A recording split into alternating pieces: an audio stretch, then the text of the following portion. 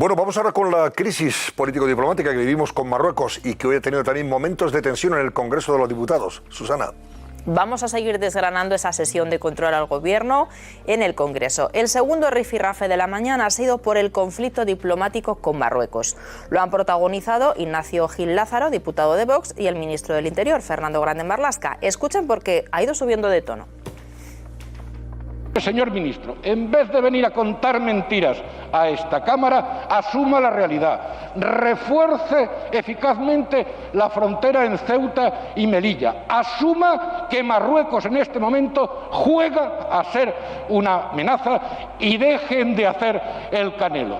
Porque la defensa de la integridad territorial española no merece estar en manos de un gobierno claudicante como este, de un gobierno débil, inútil, cobarde y mentecato.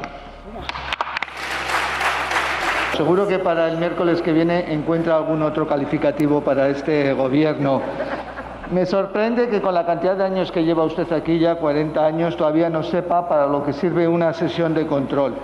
Me viene a preguntar, en cambio, usted con un teletipo en la mano, con chascarrillos de esos medios de información de la ultraderecha que a ustedes les sirven de BOE. Silencio, Mire, por no favor. se ha suspendido. Silencio. Amplíe sus fuentes de información.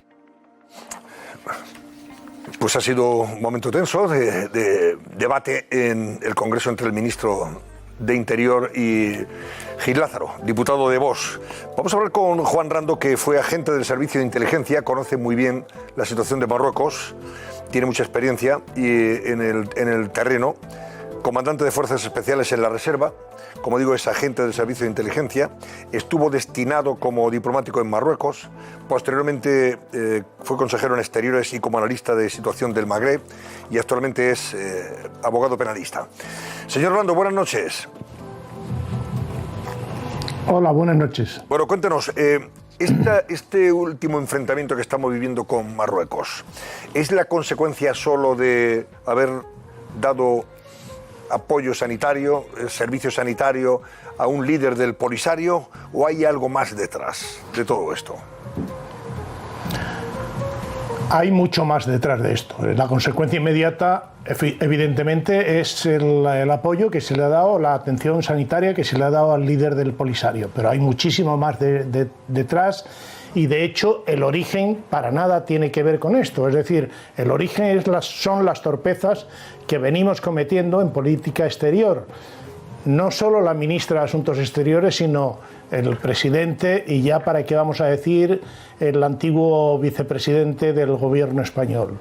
Entonces esto nos ha llevado a una situación en la que Marruecos ya venía dándonos avisos desde finales del año pasado, venía dándonos quejándose de cómo era tratado y después pues, la situación ha desembocado en los aparatosos sucesos de Ceuta de hace 4 días. ¿Cómo ha podido influir, señor Rando, también, porque eso sí se ha barajado en los ambientes diplomáticos de Rabat estos días atrás, que esto haya coincidido con el conflicto israelí-palestino y que Marruecos haya, en fin, establecido relaciones con Israel, haya reconocido al Estado de Israel y que, bueno, tenga como aliado a Estados Unidos y que esto había generado, consecuencia de los bombardeos, había generado cierto malestar entre los ciudadanos marroquíes hasta el extremo de haber convocado manifestaciones. ¿Podría haber sido esto también de Ceuta como una forma de desviar la atención por parte del régimen alauita, del reino alauita, perdón? Bueno, usted ha mencionado 2 aspectos aquí. Uno es la situación con Palestina.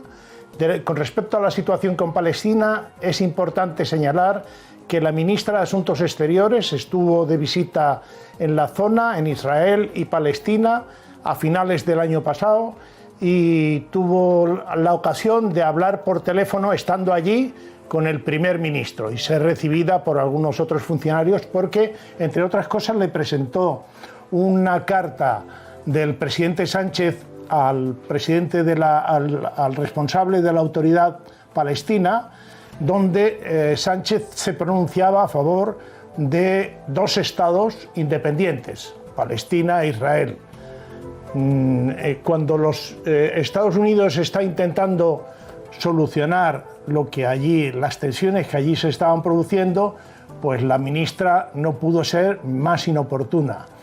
Después, Marruecos, el presidente Trump consigue que Marruecos reconozca, o se proponga reconocer o establecer un cierto tipo de relaciones con Israel, que no van a ser diplomáticas, que es una oficina de lo que se van a abrir, es 2 oficinas de representación en Israel y en Marruecos de sus respectivos gobiernos, algo que ya estaba hasta 2002, esas oficinas de representación existieron. Pero ahora resulta que cuando la situación se ha calentado y ha llegado al conflicto israelo-palestino, con 200 y pico muertos del lado palestino y 16 del lado de Israel, resulta que esta medida, llevar estas oficinas de representación, ya cuesta mucho para Marruecos. Nadie sabe cuándo se va a postergar la apertura de esas oficinas de relación. Lo que sí sabemos es que el día antes de la avalancha sobre Ceuta se produjeron fuertes manifestaciones tanto en Rabat como en Casablanca en favor de Palestina. Por eso digo es decir, que hay que establecer alguna relación de causa-efecto entre esas manifestaciones y la avalancha de cómo se ha distraído al pueblo con el tema de Ceuta. Efectivamente, eso es lo que... Pero de todas formas... Sí. Diga. Sí, pero de todas formas creo que el problema es aún más grave. Sí. El problema más grave es que hemos dado aquí, hemos prestado esta atención sanitaria al líder del Polisario porque venía enfermo de virus, de COVID y de cáncer. Es que alguien puede creer que el tratamiento del COVID es un tratamiento tan especial como que en Argel son incapaces de prestarle ese tratamiento. Es que alguien puede creer que en Argel tampoco le pueden prestar tratamiento para el cáncer. No, de ninguna manera. Lo que ocurre es que a la ministra González Laya y al presidente Sánchez le han colado un gol por la escuadra. ¿Cuál es ese gol? Las relaciones entre Argelia y Marruecos son de fuerte enemistad tradicionalmente, y mucho más en los últimos años esas relaciones aún se han caldeado mucho más. En esta situación la ministra ha intentado 2 veces presentarse, que le concedan una entrevista en Argel, los líderes del gobierno argelino, y ha sido rechazada. En Marruecos 3/4 de lo mismo. En una situación tan dramática, tan tensa, no veo muy bien qué hacemos nosotros ahí, pero como digo, si el tratamiento del COVID es algo que podían haberle dado perfectamente en Argel y el tratamiento del cáncer igual, ¿qué hacemos nosotros trayéndonos a este señor aquí cuando sabemos que esto es no solo cruzar, es romper un precinto con Marruecos? Que Marruecos es un socio nuestro, es vecino nuestro, y con él, ya desde tiempos de Felipe González... Le pregunto, señor Rando, manteníamos... Sí. Le pregunto, para concluir, el conflicto sigue ahí, latente. La crisis no está cerrada, ni mucho menos. En todas cosas, porque esta persona del Frente Polisario, este dirigente, además tiene una cuita pendiente con la justicia española, toda vez que hay una denuncia que está tramitando la Audiencia Nacional, lógicamente acusaciones graves de genocidio, incluso de asesinatos de opositores dentro del Polisario, etcétera, etcétera. Marruecos ahora dice que mientras este señor no sea juzgado en España, no va a restablecer las relaciones. ¿Qué ve usted aquí a partir de ahora? Bueno, Marruecos ya nos estaba advirtiendo, nos estaba mandando señales de que ya había retirado al embajador en Alemania, la primera potencia europea, lo había retirado por un problema de malos entendidos a propósito de la situación del Sáhara. Y nosotros ahora forzamos la situación trayéndonos a este señor aquí a cuidarlo, un tratamiento que podían haberle dado, como he dicho antes, en Argel, pues Marruecos naturalmente se ha enfadado. Con esto no quiero decir que Marruecos tenga toda la razón. Marruecos, la Audiencia Nacional efectivamente tiene abierto un procedimiento contra Ghali por estos presuntos delitos, pero no es menos cierto que también tiene abierto procedimiento contra 12 altos cargos de la administración marroquí a propósito de la ocupación del Sáhara y de los graves sucesos que allí se produjeron. Y también, ¿se va a procesar también a los marroquíes? Lo que quiero decir es que nos hemos metido en un barrizal sin venir a cuento y ahora no sabemos salir de él. Pero ese barrizal en el que nos hemos metido, hemos sido empujados, creo yo, por Argelia. Por lo cual, la situación con Marruecos es aún más grave, porque Marruecos considera a Argelia es enemigo acérrimo de Argelia, y pensar que Argelia, preferimos a Argelia y atendemos las peticiones de Argelia antes que las quejas de Marruecos, pues nos coloca en una situación complicada, muy complicada. Don Juan Rando, gracias por atendernos y buenas noches. Hasta una próxima ocasión, señor Rando. Buenas noches. Buenas noches.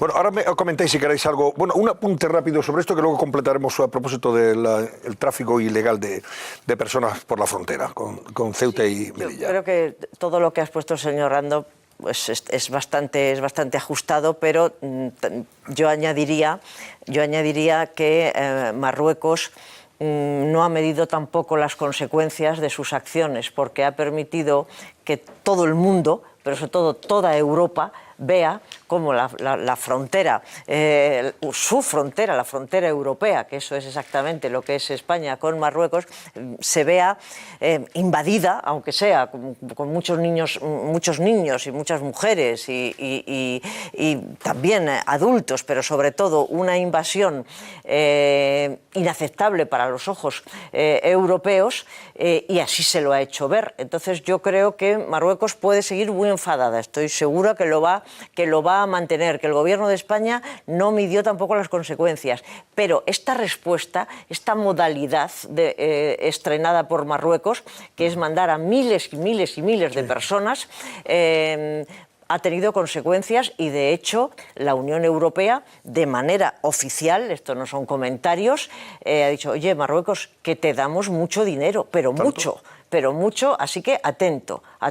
Hoy ha habido un apunte, yo creo que la ministra Laya, esta mañana en la sesión de control, ha hecho un reconocimiento de que quizá todo no se ha hecho bien, porque ha dicho: la acción humanitaria que tuvo el gobierno de España,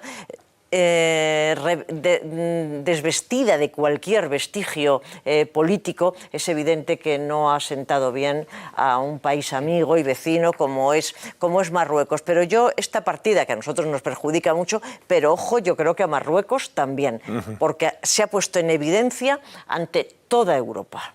Yo no sé a quién se le ocurrió que era posible engañar a los servicios secretos marroquíes en España, porque tienen una red que está muy bien desplegada.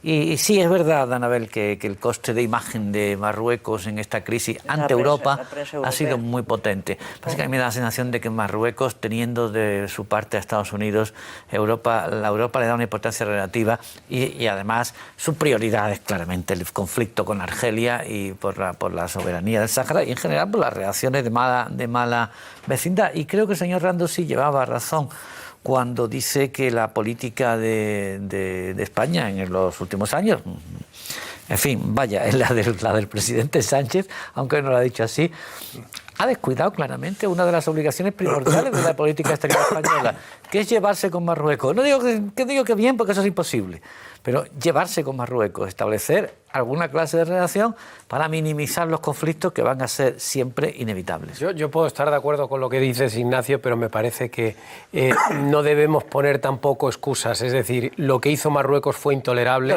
Fue usar a su población como arma arrojadiza contra otro país. Y creo que aquí por muchos errores pero no hay que olvidar eso que dice Álvaro. Por muchos errores, yo creo que es injustificable lo que ha hecho Marruecos. Y por tanto, aquí la responsabilidad... Está tan claro que creía que no necesitaba decirlo. Pero creo que hay que recordarlo. No volver siempre al principio. Sí. Susana, vamos a contar también otras formas de llegar hasta nuestro país, hasta España, que se están utilizando por esas redes ilegales, ¿no?, de personas en la zona de Melilla y Ceuta concretamente.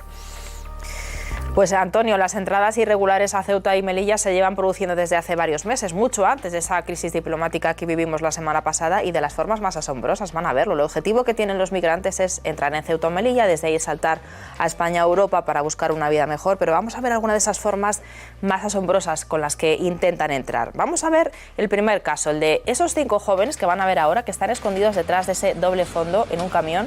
Ahí lo ven, y la Guardia Civil les descubre y les pilla por sorpresa. O este segundo caso es un hombre que está intentando, ahí lo ven, colarse en un barco como polizón, trepando por uno de sus amarres y arriesgando también su vida. Sin embargo, en otras ocasiones los migrantes arriesgan aún más y usan técnicas más peligrosas, como este hombre que se esconde dentro de un saco de cemento para entrar a nuestro país. El saco estaba cerrado, a punto de ahogarse y asfixiarse. Y hemos dejado para el final el más arriesgado y complicado. Vean a este joven cómo consigue entrar por una pequeña compuerta que tiene el camión en la parte de atrás y con el camión en marcha. El camión va por esa carretera y el joven finalmente poco a poco va entrando por esa compuerta, consigue colar parte de su cuerpo hasta que al final, ahí lo ven, cierra la compuerta y se cuela. Bueno, pues vamos a hablar con alguien que conoce muy bien esta situación. Es vicepresidente de la Asociación de Transportistas de Ceuta, Manuel Sánchez Cuesta. Don Manuel, buenas noches. Hola, muy buenas noches a todos. Usted incluso nos ha enviado uno de esos vídeos que hemos visto. ¿Están ustedes acostumbrados a ver estas escenas de personas que se intentan colar en nuestro país utilizando las técnicas más arriesgadas, incluso arriesgando su vida? Bueno, sí, yo diría que esto es un tema diario nuestro y le comento que esto viene desde la década de los 90. Esto para nosotros no es nada nuevo. Esto llevamos ya muchísimos años con este tema. Lo que ocurre es que antes del COVID pues, ha habido un parón por el cierre de la frontera, que Marruecos cerró la frontera, y ahora, evidentemente, a partir de esta avalancha, pues hemos vuelto a tener estos problemas. ¿Cuáles son las técnicas que más utilizan? Porque utilizan técnicas para colarse en camiones, colarse también en barcos. ¿Cuál es lo más usado? Bueno, lo más usado, por ejemplo, en los barcos, lo que habéis visto, es tipo las cuerdas que amarran el barco a puerto, que por cierto es una técnica muy peligrosa, porque si esa persona cae de ahí, posiblemente no sepa nadar y posiblemente se hunda porque va muy vestido, va con calzado, puede llevar unas botas o puede pegar en el cantil del puerto. Esto que estamos viendo con el camión en marcha también es muy peligroso. No sé cómo ese chico se mantiene estable ahí, la verdad que es admirable. Y bueno, meterse también dentro de un camión como ese jurídicamente a nosotros nos complica mucho la vida, porque cuando llegas al control de la Guardia Civil quitas tú el candado para abrir el camión, que lo ve la Guardia Civil, y ve a este chico dentro, a ver cómo les explicamos de que tú no has metido a esa persona ahí, porque sería casi increíble. Gracias a Dios hay estos vídeos que se demuestran que hay cosas que nos pueden engañar.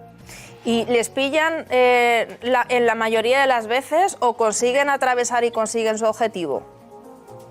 Bueno, vamos a ver, se le pilla la mayoría de las veces, pero es evidente que muchos consiguen su objetivo. ¿Por qué? Porque nosotros allí, cuando estamos trabajando nuestras labores dentro del puerto, vamos viendo siempre más o menos las mismas caras y hay días que dice, oye, aquel ya no está. Pues evidentemente algunos colarán porque si no, no lo intentarían. Pues don Manuel Sánchez Cuesta, vicepresidente de la Asociación de Transportistas de Ceuta, gracias por su testimonio. Muchas gracias a ustedes por hacer eco de nuestro problema. Gracias. Claro que sí. Pues Antonio, ahí está el problema también de los transportistas. Muy bien, pues vamos a hacer una pequeña pausa y volveremos para mostrarles las portadas de los periódicos de hoy ya jueves. Hasta ahora mismo.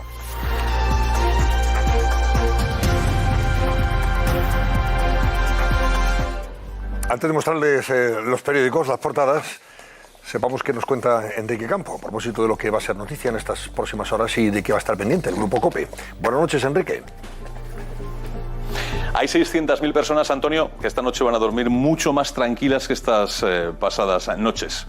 Por fin tenemos acuerdo para la renovación de los ERTE renovados hasta el próximo 30 de septiembre y llegaremos a septiembre y volveremos a vivir una negociación y una tensión como la de estos días. Bueno, la luz verde se la va a dar el Consejo de Ministros que se celebra este jueves, Consejo de Ministros extraordinario. Es jueves, es 27 de mayo, se cumple justo un mes de la desaparición en Tenerife de Ana y Olivia. ¿Recuerdas? 1 y 6 años, su padre se las llevó de casa y desde entonces no hemos vuelto a saber absolutamente nada de ninguno de ellos. La búsqueda continúa, centrada sobre todo en las aguas de la costa de Tenerife. Para empezar el día, la información en Herrera en COPE y Carlos Herrera, que a las 9 entrevista a Juan Espadas. Juan Espadas es el alcalde de Sevilla y quiere ser el nuevo líder del Partido Socialista Andaluz. Para eso tiene que vencer en primarias a Susana Díaz. A ver qué nos explica este jueves. Pues será interesante escuchar a Juan Espadas con Carlos Herrera esta mañana en COPE. Bueno, la portada de ABC, no. Eso es lo que destaca, ese no rotundo, con una foto del Tribunal Supremo de Marchena, flanqueado por los jueces Arrieta y Verdugo. Ahí ven ustedes, y luego como más titulares de esa portada, el Supremo rechaza los indultos, ni justicia, ni equidad, ni arrepentimiento. O sea, no hay causa justificada para concederlos. Esta sala no puede hacer constar en su informe la más mínima prueba o el más débil indicio de arrepentimiento. El mensaje transmitido por los condenados es bien expresivo de su voluntad de reincidir en el ataque a los pilares de la convivencia democrática. Algunos de los que aspiran al derecho de gracia son líderes de los partidos que garantizan la estabilidad del gobierno. Son frases que se han entresacado de ese informe del Tribunal Supremo rechazando los indultos que probablemente conceda el gobierno de Sánchez. También destaca a veces en su segunda portada, Sánchez fuerza un acuerdo para extender los ERTE hasta el mes de septiembre. Escribá cede a las exigencias de la patronal COE y mantiene exoneraciones elevadas para todos los trabajadores. Los incentivos serán más altos para las empresas que reincorporen empleados a sus puestos, a ver cuántos reincorporan a sus puestos de trabajo. Y se prorroga el cese de actividad de los autónomos, que mantiene el mismo esquema de ayudas. Eso en cuanto al tema de los ERTE. Luego también otras noticias que destaca ABC. Hombre, esta tiene su aquel desde el punto de vista cinematográfico y audiovisual, porque fíjense ustedes, Amazon, que es empresa que ustedes ya conocen, lógicamente, entra también en el mundo de Hollywood, con la compra de la Metro-Goldwyn-Mayer, que es una de las gigantes, claro, también del cine, de la producción de películas. El gigante tecnológico se hace con el mítico estudio de cine por 7.085 millones de euros. Fijaos, Amazon nos va a comprar todo. Al final vamos a ver lo que Amazon nos proyecte, vamos a comprar lo que Amazon nos traiga a casa. Es un proceso de concentración. De concentración total y absoluta. Amazon se va a hacer una parte del dueño de nuestras vidas. Hay que reconocer que el Washington Post lo ha gestionado bien. Lo ha gestionado bien, sí. Es verdad. Por el campo, que el Washington Post lo lleva bien. El campo que nos toca. Yo temía una irrupción en el periodismo como elefante en cacharrería. No. Efectivamente. Eso es. Efectivamente. De eso se trata. Justo lo has dicho. Ellos ponen el dinero, pero lo has dicho estupendamente. Dejen ustedes a los periodistas, a los profesionales, su trabajo y ya está. Bueno, también destacando otras cosas, a veces Estados Unidos impulsa en España la búsqueda y captura del exdirigente chavista El Pollo Carvajal y sentencia histórica contra Shell, la petrolera, para recortar emisiones a la mitad. Bueno, el País destaca también la noticia del Tribunal Supremo y los indultos. El Tribunal Supremo cree inaceptables los indultos que prevé Sánchez. Es el titular. El informe unánime de la Sala solo permite abordar un perdón parcial. El presidente, sobre su decisión, dice que la tomaría aunque tuviese 300 escaños. ¿Esto lo ha dicho Sánchez así? En la sesión de control no se sabía todavía, pero como ya le estaban diciendo, usted va a indultar para mantenerse en el poder y porque necesita esos votos. Entonces se ha dicho, actuaré en consecuencia, según mi conciencia, y haría lo mismo, tuviera los 300 diputados o no. Lo que pasa es que no los tiene. De manera... Entonces es muy... Claro. No hay ninguna duda, es que va a haber indultos. Esa tesis tesis no se puede probar, efectivamente. ¿Cuándo va a ser y en qué términos va a indultar? ¿Os habéis fijado una cosa? ¿Os habéis fijado que Sánchez ha parafraseado hoy en Eclesiastés? Hay un tiempo para el castigo y un tiempo para el perdón. Hay un tiempo para plantar y otro para arrancar lo plantado. Hombre, por el amor de Dios. La educación cristiana, quieras o no quieras, está. Bueno, destaca también El País que Biden reclama a sus expertos que estudien las dos hipótesis de cómo nace el coronavirus, este bicho, si vino de un animal o se produjo en un laboratorio, se escapó de un laboratorio. A ver si conseguimos, hombre, saber el origen de Wuhan, de verdad, a ver si conseguimos conocer el origen de esta pandemia, ¿no? Si se escapó de un laboratorio o es verdad que fue una mutación de un bicho, de un animal, ¿no? No sé qué es más inquietante, Antonio. A mí me inquietaría más lo del laboratorio. Porque, ya, fíjate, pero bueno, si ya... es de un animal también estamos expuestos a que se vuello a repetir en algún momento. Otro, pero no sé qué es peor. Si conocemos el animal en cuestión es probable que lo podamos aislar o por lo menos tener a buen recaudo. A pesar de eso, yo confío en la ciencia y en la capacidad que han tenido para hacer vacunas. Eso lo que pasa es que yo creo que tanto en un caso como en otro, sea casual o intencional, la posición geoestratégica en que queda China después de la pandemia es de una dominancia extraordinaria, porque siempre va a quedar la amenaza latente de que lo pueden hacer queriendo aunque no lo hayan hecho. Claro. Que puede poner en jaque al mundo. Efectivamente. Va a ser un enigma porque fijaos que enseguida la Organización Mundial de la Salud empezó a alabar a la colaboración de China. No paró de, iba a decir, excesivamente, de hacerle la pelota, iba a decir vulgarmente. Bueno, titula El Mundo: el Tribunal Supremo desenmascara a Pedro Sánchez y denuncia el autoindulto del Procés. El tribunal se opone al perdón en un informe demoledor y avisa al gobierno de que sería una solución inaceptable. Advierte de que indultar a quienes son sus socios viola la Constitución y señala el camino para su anulación. Echa por tierra la justificación del Ejecutivo para rebajar el delito de sedición y facilitar el regreso de Carles Puigdemont. Y Moncloa mantiene su plan pese a la división en el PSOE y el rechazo de Felipe González, que esta noche ha dicho: yo no haría el indulto. Esta mañana ha asistido a una entrevista con Zapatero en el canal autonómico andaluz y se ha pronunciado muy vehementemente a favor del indulto. Zapatero, ¿no? Sí. Bueno, ahora, yo me pregunto si una sala del Supremo, los 6 magistrados, 7, ¿no son? 6. Los 6 magistrados firman un informe donde dice que es inaceptable. Si otra sala del Supremo, en caso de recurso, lo podría dar por aceptable. Este mensaje jurídico no sería muy... Hombre, por favor, coherente. Si eso se produjera, la justicia también quedaría, a los pies de los caballos. Por no decir mucho que claro, que son los mismos jueces que han hecho la sentencia, los que han hecho este informe. Porque luego, ¿quién va a entender los recursos que se presenten? O bien... la contenciosa. La contenciosa. Pero no, ahí tendrá que haber una cierta coherencia, ¿no?, desde el punto de vista jurídico, porque si no estaríamos... En fin, dudando mucho y cuestionando también el papel de algunos jueces, ¿no? Bueno, también dice El Mundo que Deloitte, esta consultora, alertó al gobierno del riesgo fiscal de Plus Ultra antes del rescate. Este es un asunto, Álvaro, que tú has seguido con especial atención y detenimiento, ¿no? Lo de la ayuda a Plus Ultra, esta compañía aérea, bajo sospecha de 53 millones de euros. Y ahora se ha descubierto que le dieron más de lo que tenían que haberle dado, en primer lugar porque reconocía pérdidas por encima de lo que probablemente ellos evaluaron. Lo hemos dicho aquí muchas semanas, que efectivamente no había ninguna razón para ayudar a esta empresa, porque entre otras cosas se exigía no haber estado en pérdidas el año anterior a la pandemia, y sin embargo esta empresa ha estado en pérdidas toda su vida. Es decir, que es que aquí el riesgo, que es lo que denuncia Deloitte, el riesgo de que esta empresa sea incapaz de devolver el dinero que le hemos prestado es grande. Es decir, es que no vamos a obtener ningún retorno de esos 53 millones, es que está clarísimo. Es una empresa además que no tiene actividad. Ahora ha reconocido además el ministro de ministro de Transportes, que es Ábalos, ha reconocido además que avaló con 2 informes de su departamento. Sí, eso ya lo dijo, lo había dicho ya anteriormente, sí. Ahí recordemos que hubo una reunión clave en la que hubo representantes de 4 ministerios y por tanto las implicaciones son variadas, ¿eh? O sea, yo no solo apuntaría a Ábalos, sino que estaba también el Ministerio de Hacienda, el Ministerio de Economía, el Ministerio de la Vicepresidencia de Ecología, de Medio Ambiente. Es decir, ahí había 4 ministerios que yo creo que al final van a tener que acabar dando explicaciones en los tribunales porque se ha judicializado el caso y es evidente que esto no va a parar, ¿eh? O sea, esto me parece que aquí hay malversación como poco.